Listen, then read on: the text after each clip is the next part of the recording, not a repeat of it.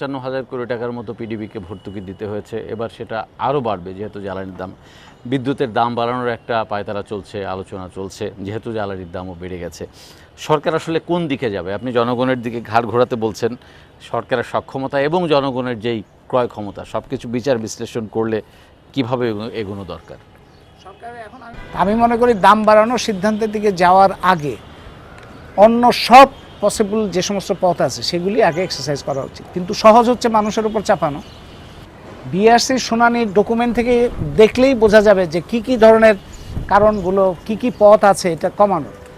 এবং যারা এই সমস্ত প্রশ্নগুলি তুলেছেন, অনুসন্ধান করেছেন, গবেষণা করেছেন, তাদের কথাবার্তাগুলো তো সরকারের একটু গুরুত্ব দিতে হবে।